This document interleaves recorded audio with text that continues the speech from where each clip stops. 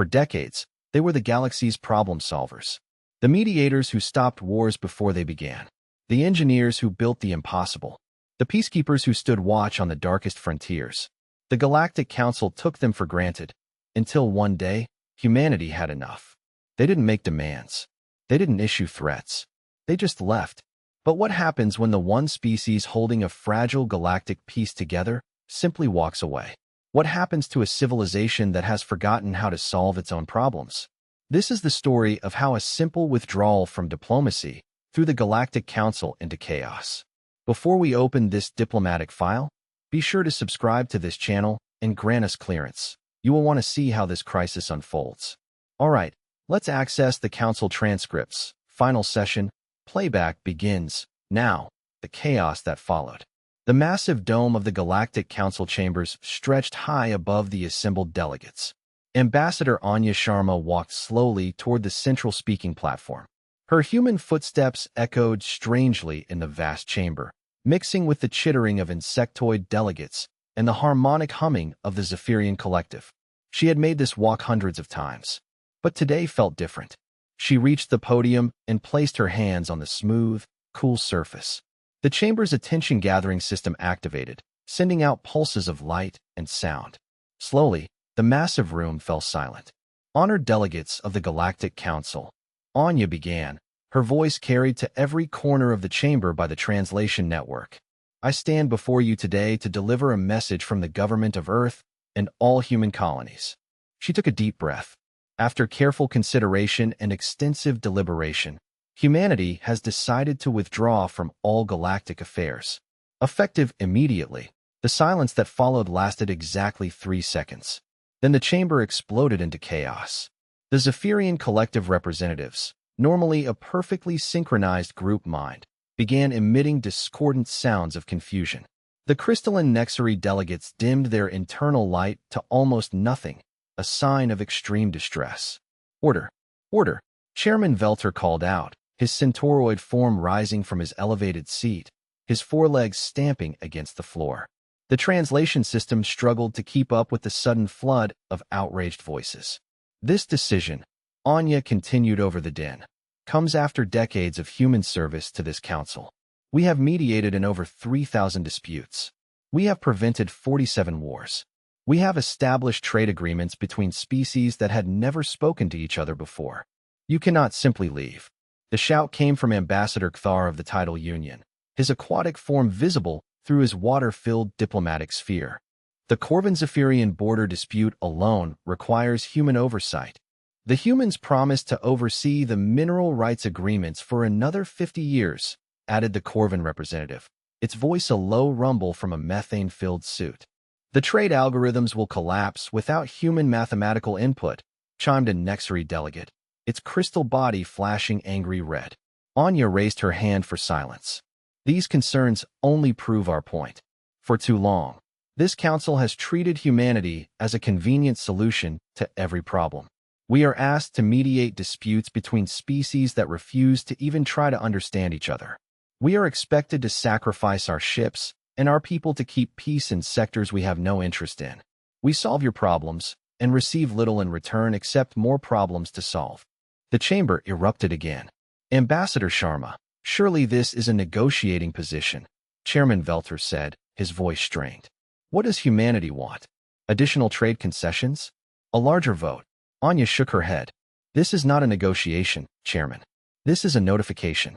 Humanity has grown tired of being the galaxy's caretaker. We have our own worlds to build, our own people to care for, our own future to secure. But the peace agreements, protested a delegate. The refugee protection protocols, added another. The deep space monitoring stations, called out a third. The list of responsibilities other species expected humans to handle grew longer with each protest. It only reinforced her government's decision. These responsibilities will now need to be taken up by other council members, Anya said calmly.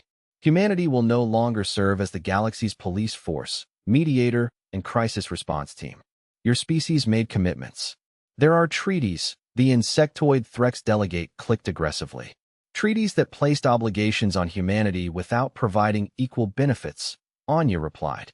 Treaties negotiated when humanity was new to galactic politics and eager to prove ourselves. We have proven our worth. Now we choose to focus that worth on ourselves. She reached into her robes and pulled out her translation device, the small earpiece that had allowed her to understand the babble of languages for so many years. She placed it carefully on the podium. Next came her diplomatic credentials, the ornate crystal tablet that marked her as Earth's official representative. Humanity withdraws from the Galactic Council, effective immediately. All human military vessels will be recalled. All human mediation services will cease. All human-maintained systems will be transferred to Council control within 30 standard days. The chamber was silent again, the silence of pure shock. Our embassy buildings will be evacuated within the week. All human personnel will be returning to human space. We wish the Council well in its future endeavors. Anya turned and began walking toward the exit. Behind her, the chamber remained frozen. Then, as the reality of what had just happened began to sink in, the noise started again. This time, it was not the organized chaos of a working democracy, but the desperate shouting of species suddenly realizing how much they had depended on the humans they had taken for granted. The doors closed behind her, cutting off the sound of galactic civilization beginning to panic. 3 days after Anya Sharma walked out of the council chambers, the first shots were fired. The conflict began over a small mining asteroid that both the Corvin hegemony and the Zephyrian collective claimed. For 30 years, human negotiators had managed the complex border between them. The Corvins were methane-breathing individualists who valued personal honor. The Zephyrians were a hive mind that communicated through harmonic resonance. Without human translators who understood both radically different cultures, their attempts at direct communication were a disaster. Admiral Thraxen of the Corvin Third Fleet had been waiting for this moment. His methane-filled command ship, the Pride of Corvin, powered up its weapons as soon as the human peacekeepers jumped out of the system. They mock us with their light shows, Thraxen growled, watching the Zephyrian hive ships pulse with bioluminescent patterns his computers couldn't translate. Open fire. The battle was brief and chaotic. News of the conflict spread through the galactic networks within hours. Chairman Velter tried to contact both sides. The Corvins refused to acknowledge any authority but their own. The Zephyrians would only communicate through harmonic patterns that required human-designed translation equipment. "Get me the human embassy," Velter ordered his aide. "Sir, the human embassy closed yesterday. All their personnel have left the station." Velter rushed to his office window. Where the Earth Embassy had stood for 40 years, there was now just an empty building with a simple sign. Property of Galactic Council. For lease. The trade networks began failing next. The complex agreements that governed interstellar commerce had been negotiated by human economists.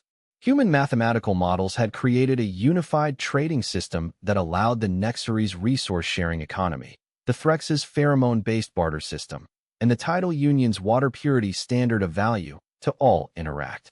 Without human oversight, the automated systems began producing results that made no sense. Currency rates fluctuated wildly. Trade routes descended into chaos. The crystalline Nexary were among the first to suffer. Their language, a complex blend of light, frequency, and electromagnetic pulses, was unintelligible to the standard council translators. Human linguists had spent decades learning to communicate with them. Without them, the Nexary were cut off. Crystalline Sage Valanth tried to address an emergency council session. She flashed desperate patterns of light, trying to convey critical information about an approaching solar storm that threatened several colonies. The translation system offered its best guess. Bright star shows danger patterns. Water worlds will face bright burning. The other delegates stared in confusion. The warning was meaningless. 3 colonies would be destroyed by solar flares within the week because no one could understand what the Nexary were trying to tell them. The insectoid Threx Confederation saw opportunity. Held in check for years by human-enforced treaties, their swarm fleets began moving into systems assigned to other species. The soft-skinned mediators are gone. Queen Vzika clicked to her commanders. These systems belong to the strong now. Take them. Peaceful farming colonies were overwhelmed in a single day. They sent desperate calls for help. But the Council's military had always been primarily human. There were no forces to send. The galaxy was unraveling. Fast. In emergency sessions, Chairman Velter listened to crisis after crisis. The ethereal communion complained that shipping lanes were being violated, but couldn't make other species understand their unique navigational requirements. The machine intelligences of the digital Concordat reported failures in their defense networks, systems integrated with human programming. How did we become so dependent on them? Velter asked his staff. An aide pulled up the data. The numbers were staggering. Humans had mediated in 80% of all territorial disputes. Human economists had designed the algorithms for 70% of all interstellar trade.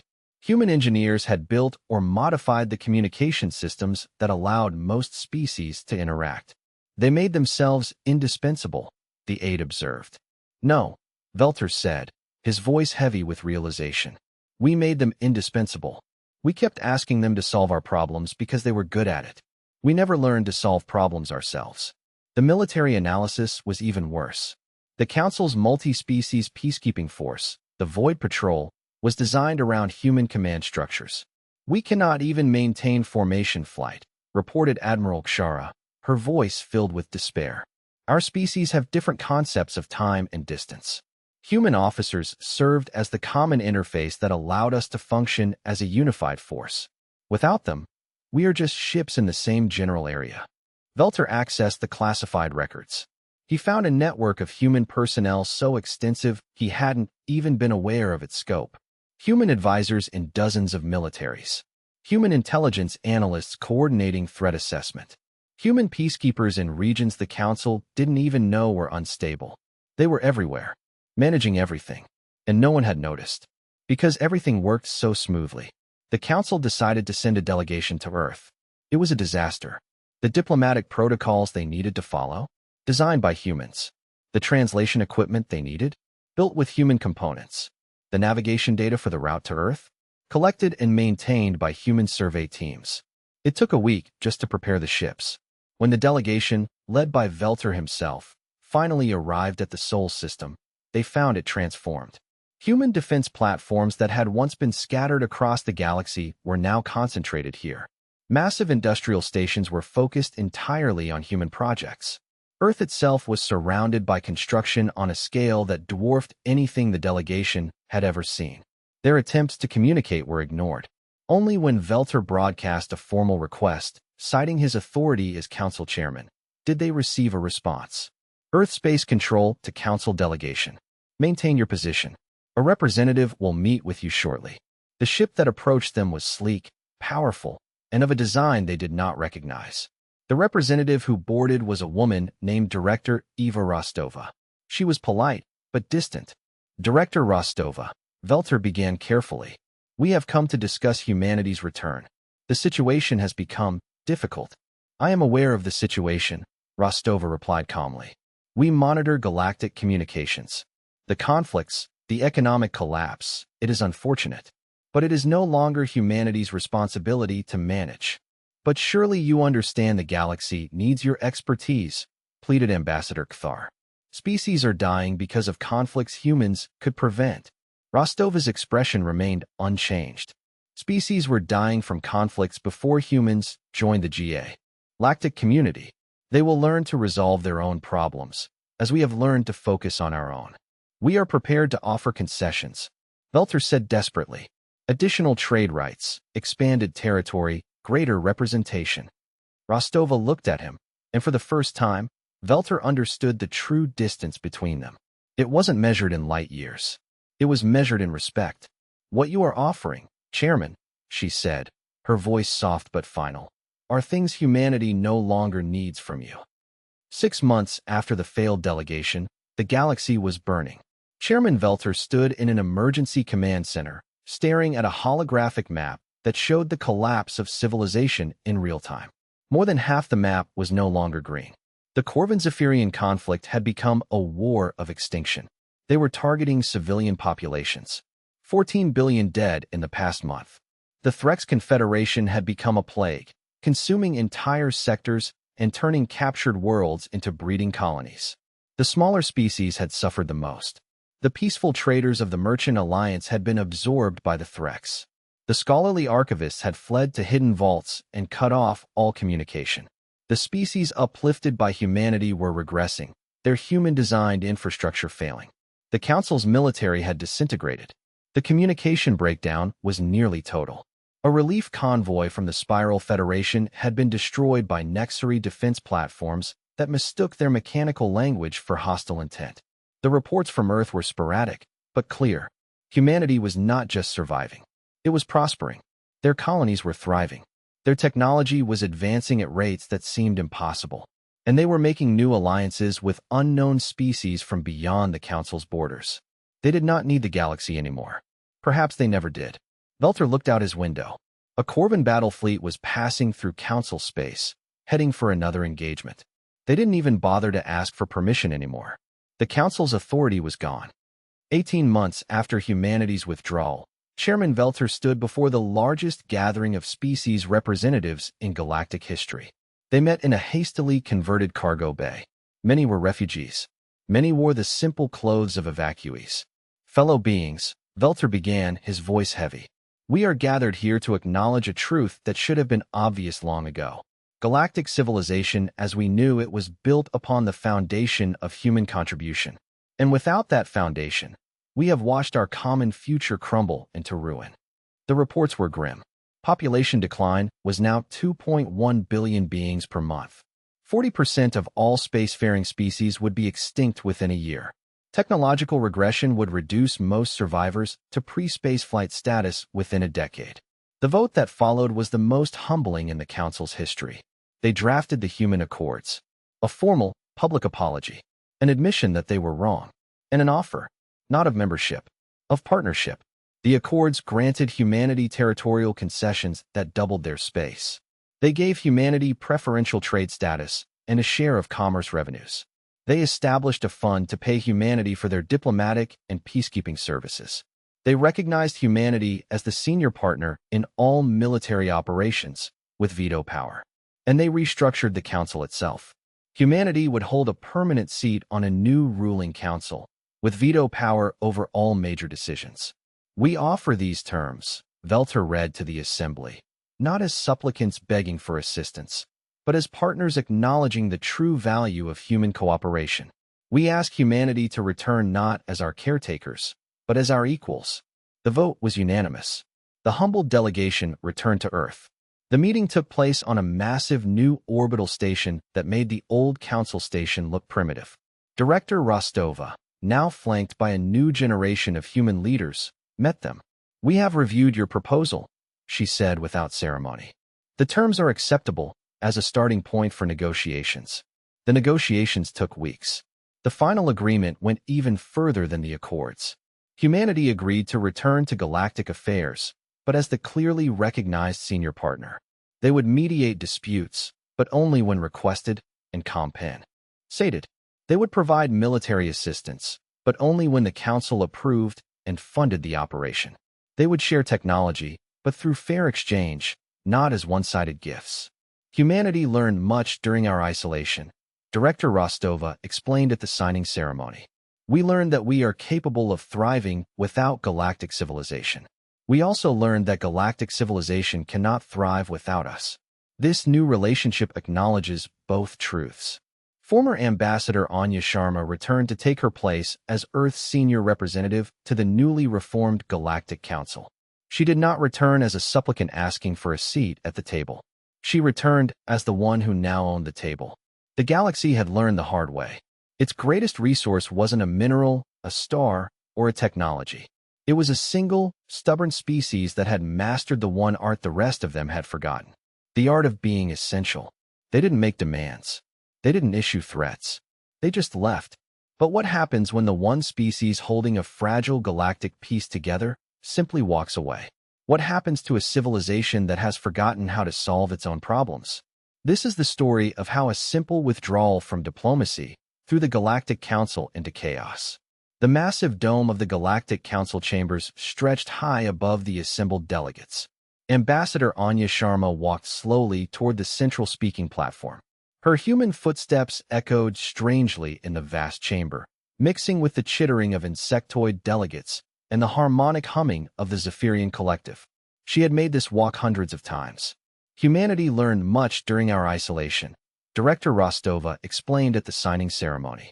We learned that we are capable of thriving without galactic civilization.